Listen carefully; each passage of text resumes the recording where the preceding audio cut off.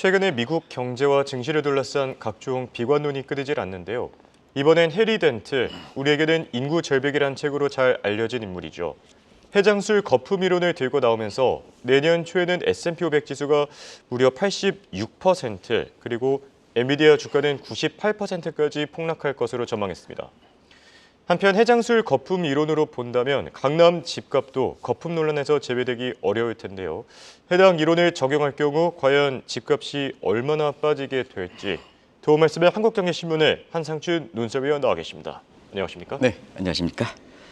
자, 해리 덴트, 우리에게는 앞서 얘기한 것처럼 인구 절벽이라는 책으로 잘 알려진 인물이죠. 네, 뒤쪽 배경에도 저렇게 있는데요. 네. 지금 나이가 젊었을 때 지금 예. 저거보다 예측이 자꾸 틀려가지고요. 지금 폭삭한만 늙으신 얼굴로 나올 겁니다. 예, 네네. 자, S&P 500 지수가 86%, 이 정도면 거의 증시가 무너진다는 얘기로 해석이 될 것 같고요. 또 엔비디아 주가는 98% 폭락한다고 경고했는데요. 어떻게 보셨습니까? 네, 어젯밤에 그 한국이랑 중국이랑 저는 아침 방송을 위해서 일찍 자야 되기 때문에 예. 못 잤습니다. 아, 우리가 이겼다 그래요? 예, 네, 맞습니다. 그래서 좀 이렇게 기분 좋아서 술들이 드시는 분이 있을 것 같은데요. 예. 지금 시점이 해장술 이렇게 먹기가 좋은 때가 아닌가 생각합니다. 예. 그래서 해장술 이거 영어 표현을 해리 덴트 어제 외신에서 많이 이게 나왔기 때문에 원문을 읽어봤습니다. 예. 그랬더니 이 해리 덴트가 들고 나온 이론이 이렇게 해장술이다. 그 영어 표현이 어떻게 되시는지 홍 앵커 잘 아시겠죠? 예. 그래서 이제 우리 새로운 용어이기 때문에 아마 제목에서도 이렇게 hair of the dog 이렇게 예. 해서 요즘 dog라는 표현이 많이 나와요. 아, 그러네요. 웩더덕이라든가. 근데 저희들이 이제 가난할 때 이제 자랐을 때 개한테 물리면 사실 그때는 약이 없었거든요. 예. 그래서 이제 개의 털을 좀 태워서 이렇게 개에 물린데 이렇게 되거든요. 예. 그러니까 이제 해장술도 전날에 그 중국과 그 축구를 이렇게 해서 이겨서 술을 많이 드시면 예. 지금 시점에는 굉장히 깨어나지 않겠습니까? 그렇죠. 깨어는데 좀 머리가 아프죠. 그러면 그대로 이제 완전히 머리가 아프도록 깨야 되는데 다시 또 해장술 오면 잊어버리게 되지 않습니까?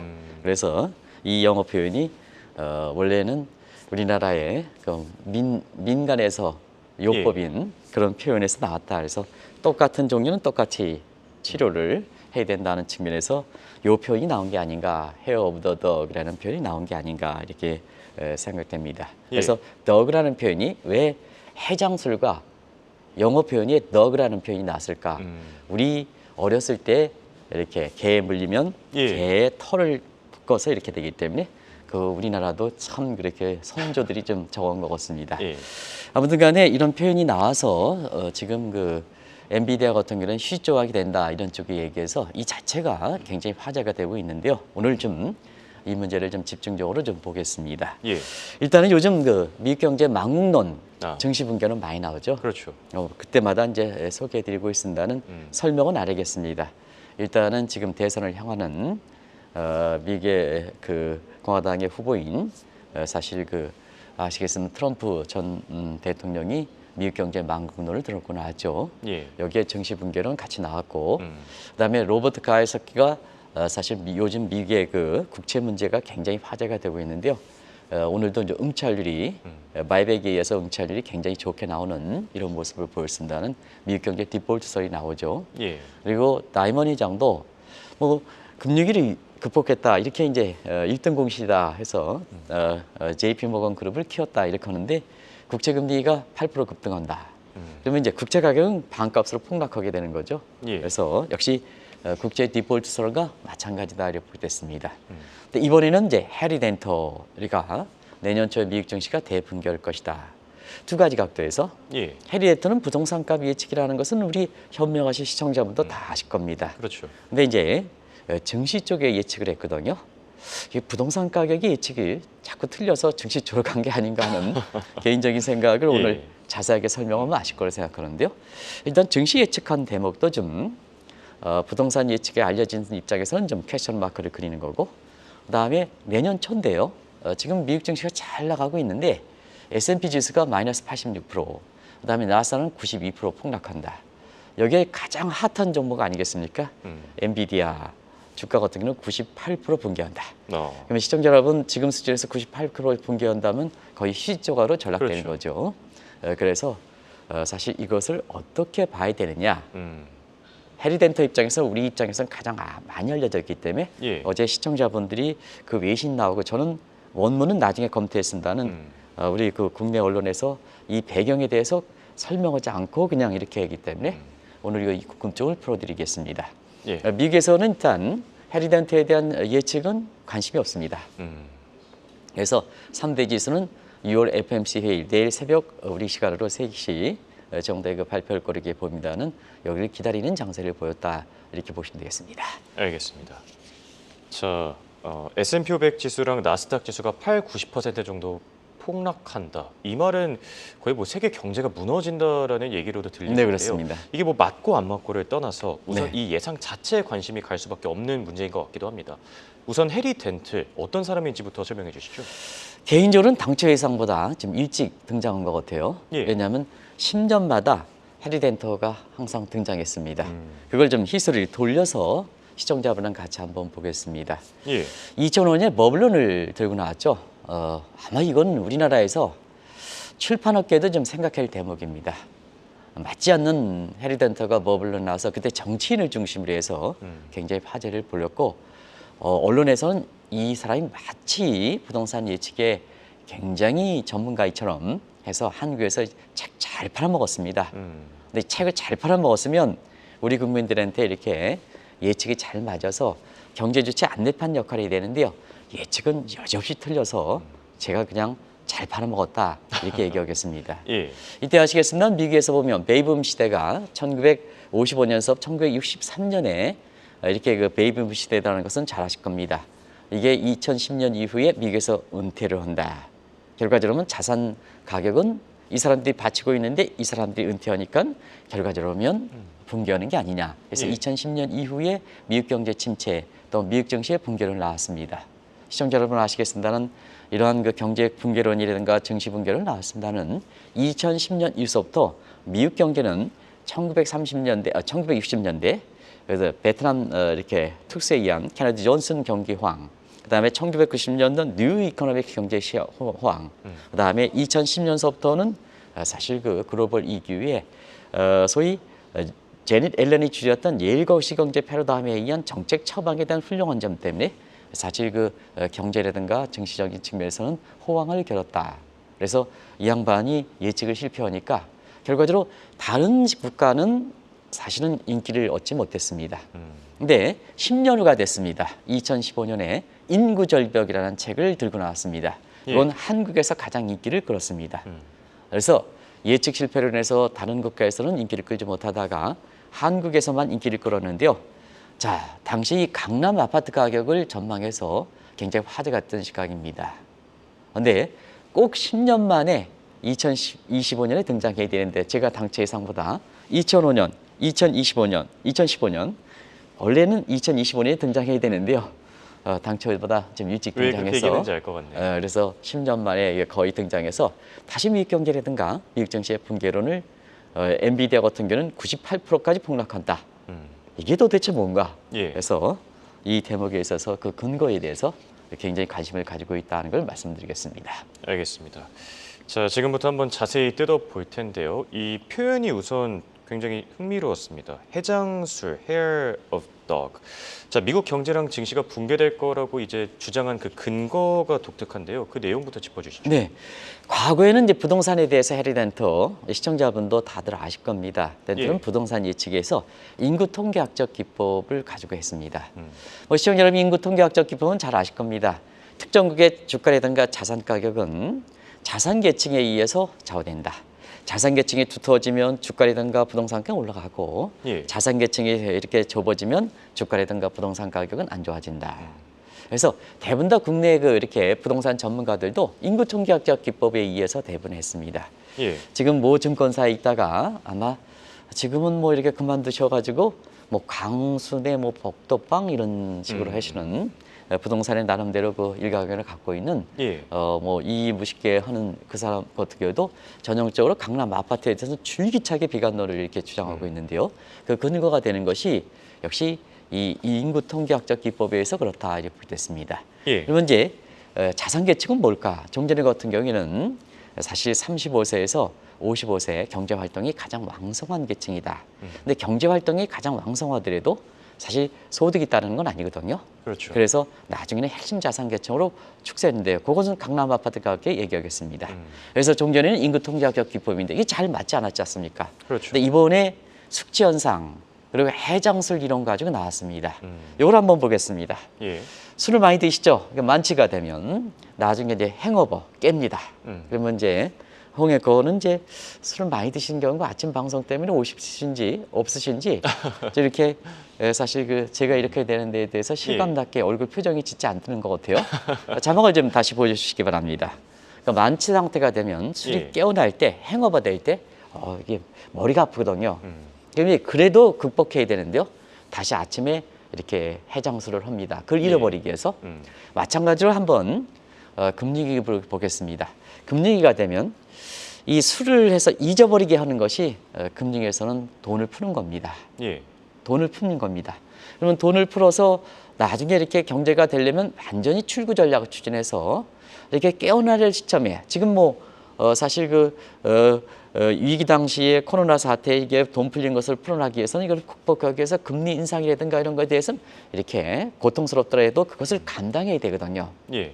근데 또 위기지가 나면 버프리즘에 있는 정책 당국자에서는 또 그걸 국민의 표심이 떨어지니까 또 돈을 들이분다는 얘기입니다.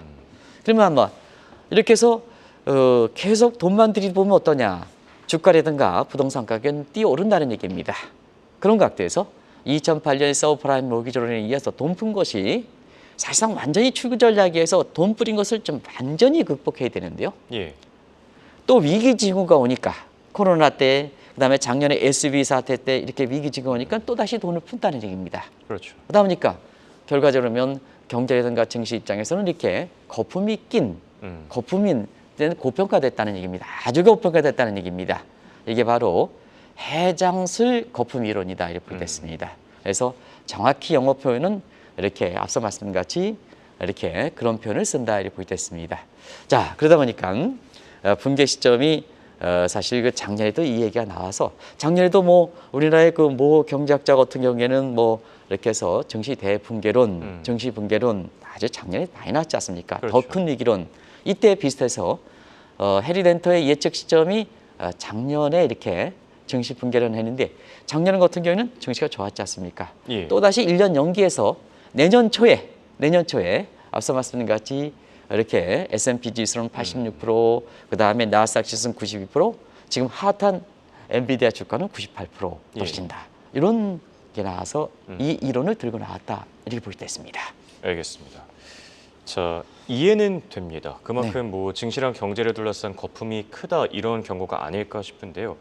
근데 각종 경고 그리고 비관론에도 불구하고 증시 사실 작년부터 계속해서 화랑세를 나타내고 있죠. 네네. 이 부분에 대해서는 어떻게 보시죠? 네, 사실상 지금은 세계가 하나입니다. 누차 말씀드려도 예. 인구 통계학적 기법, 해리 덴터가 쓰는 기법, 이 기법은 특정 국가의 자산 계층을 대상으로 한다는 얘기거든요.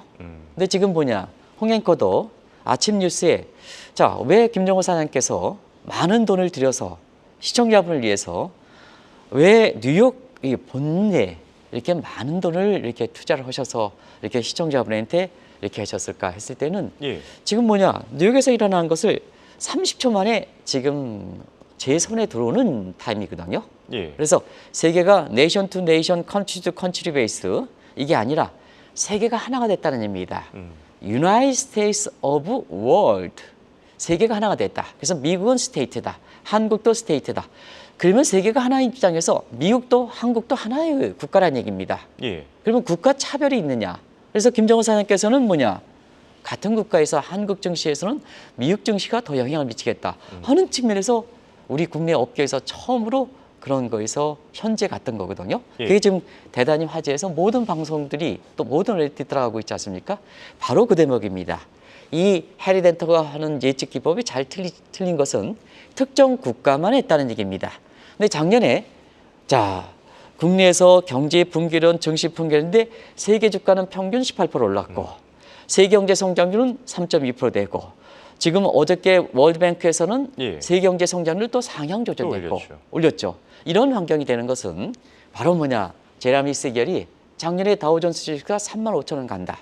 또 올해 같은 경우에도 15%더 올라가겠다.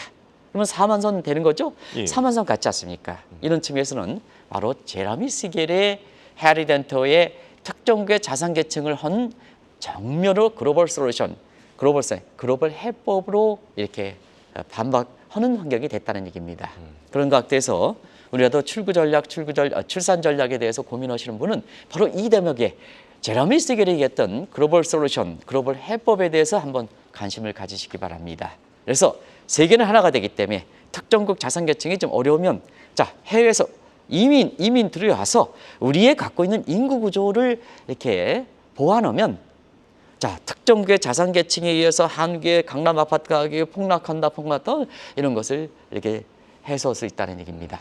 너무 우리나라의 저출산 고령화 문제를 우리 내부에서 해결하는 것보다는 예. 자 밖에서 지금 우리나라에 들어오고자 하는 인도라든가 베트남이라든가 훌륭한 인력들이 얼마나 많습니까?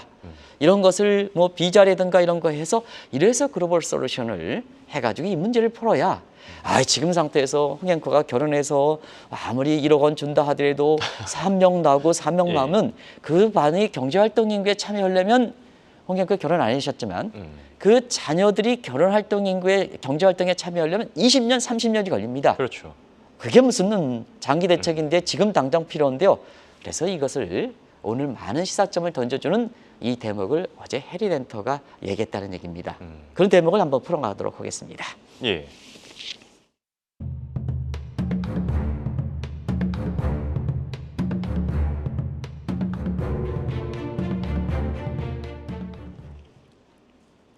우리 문제로 넘어가기 전에 한 가지 궁금증을 먼저 해소해야 되지 않을까 싶은데요.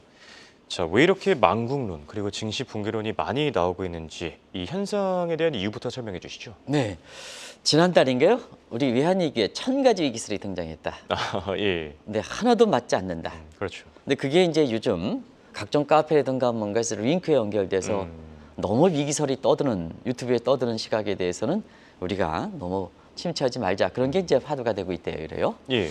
왜 이렇게 위기설이 많이 등장할까 하는 측면은 경제와 민주주의 간의 미스매치 때문에 그렇습니다. 경제는 자 아무리 있잖아요. 예. 우리 위기설을 주장하는 국회의원들도 자기 자녀만큼은 출세하라.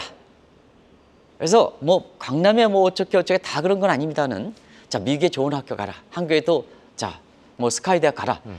본인도 위기설을 떠들지만 자기 자녀에 대해서는 효율성을 중시한다는 얘기입니다. 좀 출세해라. 그렇지 않습니까? 예, 홍영표도 그렇죠. 마찬가지죠. 자녀를 낳으면 그렇지 않겠습니까? 당연히 결혼은 그러죠. 안 했지만 예. 이렇게 돼. 경제는 효율성을 중시한다. 근데 경제는 효율성을 중시하는데 자 있는 사람들이 다 그런 건 아닙니다는 IT라든가 AI의 교육을 장착시키거든요. 그러면 한 사람이 휴먼 캐피털 개념이 되는 겁니다. 예. 그러면 시간이 가면 갈수록 자본과 노동이 집중시키지 않습니까? 근데 민주주의는 1인 1표주의입니다. 예. 그러면 중산층이 밑으로 떨어지지 않습니까? 그러면 홍영표께서 뭐냐 국회의원 나간다, 예를 들어서 대통령 나간다 하면 잘 되는 사람을 지향하는 것보다는 1인 1표주니까 밑에 계층을 지향할 수밖에 없죠. 1인 1표주니까. 그렇죠. 그래서 민주주의와 그다음에 경제 미스매치 때문에 그렇다. 자, 밑에 계층들은 다 그런 건 아닙니다. 소신을 갖고 밑에 계층에 사는 사람들도 있습니다는 밑에 계층들은 아무래도 상대적 빈곤에 의해서 잘 나가는 사람에 대한 반감 이것 때문에 위기설에 대해서 상당히 민감할 수밖에 없지 않습니까? 근데 문제는 자, 이 위기설이 왜 맞지 않느냐 하면 모든 사람은 어떤 형태든 잘 살아보라 가립니다. 예. 앞서 말씀드린 위기설을 떠들었던 국회의원들도 자기 자녀만큼은 잘 됐다 이렇게 얘기하지 않습니까? 그리고 그 위기설을 업고 야당 국회의원들도 나중에 수권 정당이 되기 위해서는 경제를 살려야 되지 않습니까? 그렇죠. 그래서 우리가 보통 경제 역사에서 보면 위기설이 잘 맞지 않고 경기에서 보면 항상 침체기는 짧고 성장하지 않습니까? 성장기는 길어진 것도 바로 그런 대목이다. 그래서 지금은 경제와 민주주의 간의 미스매치 현상 때문에 사실 이런 위기설이 난무한다. 근데 실제적으로 맞지 않는다. 예. 그걸 말씀드리겠습니다. 알겠습니다. 자, 그리고 해리덴트가 왜 이런 비관론을 내세웠는지 그 이유에 대해서 조금 더 자세히 살펴봐야 되겠는데요. 우선 기존에 예측한 결과부터 한번 짚어주실까요? 네, 이제 우리는 이제 적용해 보는 거죠. 예. 이제 미국 경제에 대해서 또 미국 증시에 대해서 이번 같은 경우에는 사실 해장술 이론을 대해서 했으니까 해리 던터가 한국의 부동산에 대해서 워낙 하니까 이 이론을 좀 한국에 한번 정해가 봤습니다. 그런 각도에서 한국에 적용할 때 예. 정전에 한국의 부동산 가격 예측은 맞았는가? 이게 시청자들이 궁금할 거라고 생각하는데요. 앞서 결론을 내려서 짧게 하겠습니다. 2015년 인구 절벽이라는 것을 들고 나왔죠. 이때는 핵심 자산 계층이 들어왔습니다. 앞서 말씀한 것이 자산 계층은 35세에서 55세다. 근데 35세 55세가 사실 경제 활동이 많지만 소득이 보장되는 건 아니거든요. 그래서 2015년 인구 절벽에서 핵심 자산 계층이 들고 나왔습니다. 요즘은 요 계층은 45세, 49세에서 이 사람들이거든요. 예. 근데 한국 인구적으로 볼 때는 2018년 이후에 왜 급감한 거 나오거든요. 그래서 강남 아파트 같은 경우는 장기 침체에 빠질 것이다. 이렇게 이제 전망했습니다. 예. 그때 이 이론이 얼마나 이렇게 관심이 됐냐면요. 2000년에 머블런이 인기가 하는 상태에서 한국에서 해리 덴터가 다시 인구 절벽 책이 나와서 10년 후에 그다음에 한국에서 인기를 끌다 보니까 민간 은행 시중은행조차도 사실 2010년에 아마 아실 겁니다. 이걸 근거로 해서 다음에 2017년에 강남 아파트 가격이 15% 폭락할 것이다 했습니다. 예. 자, 지금 이제 다 2018년, 2017년 해서 지금까지 오고 있습니다. 강남 아파트 가격 어떻습니까? 예. 지금 아마 세계에서 주거용 아파트는 가장 핫한 거로 나오고 있습니다. 그래서 지금 인구 통계학적 기법에 의해서 해리 던터가 한국의 가장 핫한 강남 아파트 값 예측은 예. 이렇게 결과적으로 실패됐다는 걸 말씀드리겠습니다. 자, 근데 비관론자들의 얘기를 들어보면요. 사실 인구 통계학적 관점이 아니더라도 뭐 저출산이나 고령화를 들면서 부동산 침체를 경고하는 분들 많지 않습니까? 네, 최근에 뉴욕타임스의 한국에 대해서 출산율 보도였죠. 아, 예. 기억나시죠? 그때 당시에도 저희들이 애써 찾아서 14세기의 흑사병과 같다. 예, 아마 당시 내용은 아실 겁니다. 그래서 한국이 세 가지 인구가 관련돼서 세계 랭킹 1위다. 지난해 출산율 0.7명이다. OECD에서 가장 최저다. 1960년대에 출산율 감소율이 86% 돼서 세계에서 1위다. 그다음에 고령화 속도 세계 1위다. 된다고 하는데요. 이거 한번 말씀드리겠습니다. 물론 지금 상태에서 정부의 국가 채무 속도가 굉장히 느리고 빠르고 그렇습니다는 또 뭐 저출산 이렇게 위원회 대책에서 지금 이렇게 부총리급으로 격상시키는 현 정부의 노력도 있습니다는 예.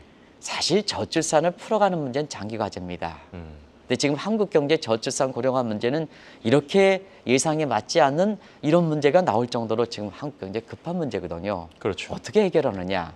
장기 과제는 가져가고 예. 지금 상태에서 가장 급한 것이 요 제레미 시겔이 미국 경제 보십시오. 미국 경제 지금 바이든 행정부는 왜 이렇게 잘 나갈까?